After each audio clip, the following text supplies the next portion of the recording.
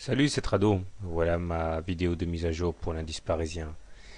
0,6% de baisse aujourd'hui sur fond d'inquiétude macroéconomique.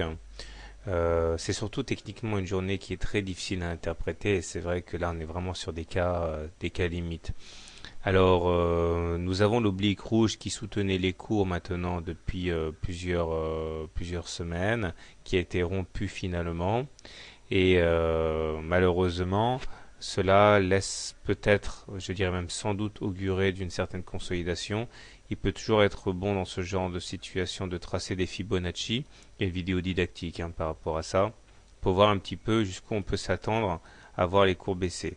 On voit que nous avons le niveau de 23,6% de retracement de Fibonacci qui est ici à 3830.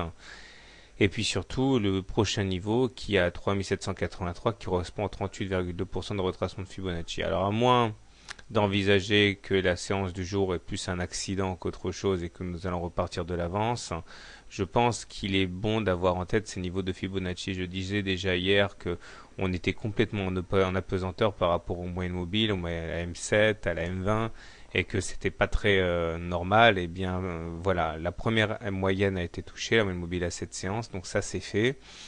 Maintenant, reste à savoir si on va aller aussi faire le pullback sur la moyenne mobile à 20 séances. Ce qui est inquiétant, j'ai envie de dire, c'est que nous avons cette fourchette d'onde rouge bleue là qui avait été vaincue en séance hier et qui est donc réintégrée aujourd'hui.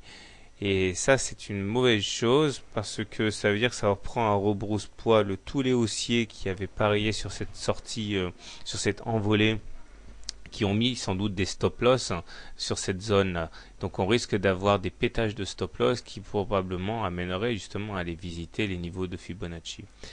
Alors, en termes chartistes, il y a beaucoup de choses à dire aussi parce que bon, on est à la lutte ici pour établir la configuration graphique. On a le choix entre une tasse avec anse, donc la tasse est là, l'anse est là, qui catapulterait les cours vers l'objectif de la tasse qui est à 4200.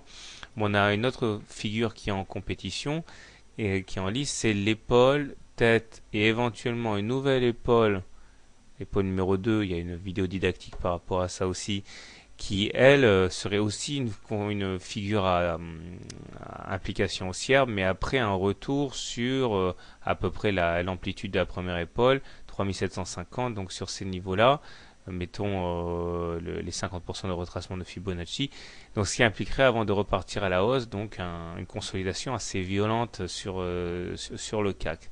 Les indicateurs techniques restent résolument bien orientés cependant, avec un MACD positif au-dessus de son signal, stochastique en zone de surachat et momentum positif, ce qui veut dire que la dynamique est du côté des haussiers et qu'il ne faut pas non plus voir dans le graphe autre chose que ce qu'il dit, à savoir que la tendance reste résolument haussière.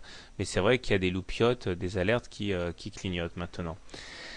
Alors justement, le plus dur, c'est comment trader le CAC demain, justement. Alors si vous êtes haussier sur le CAC, si vous avez des convictions haussières, solution numéro 1, vous achetez sur le contact M7 en pensant qu'effectivement ce qu'on a fait aujourd'hui suffira pour repartir de l'avant.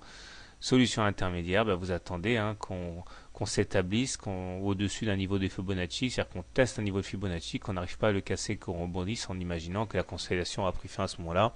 Donc on en a déjà parlé. Donc pour les plus optimistes, vous attendez les 23,6% pour acheter. Pour les autres, vous pouvez attendre 50% de retracement, enfin 38% qui correspondra à la M20. C'est très compliqué là. Maintenant, si vous êtes baissier, eh bien, vous pouvez éventuellement shorter sur un niveau actuel en pensant qu'effectivement cette sortie de la fourchette d'Andrews n'était qu'un leurre et qu'on va aller chercher des niveaux de retracement. Donc l'idée, ce serait de mettre un stop loss en cas de clôture au-dessus des plus hauts du 14 décembre. Voilà. Donc personnellement, fidèle à mon système qui est que tant qu'on est au-dessus de la M20, on reste en tendance haussière. Je demeure haussier, mais clairement cette fois-ci acheteur, donc, mais sur repli. Je m'attends à ce qu'on aille visiter les niveaux inférieurs de Fibo. Donc acheteur, mais sur repli. Voilà, bonne soirée, bon trade, et si vous voulez vous frotter au CAC, bon courage surtout.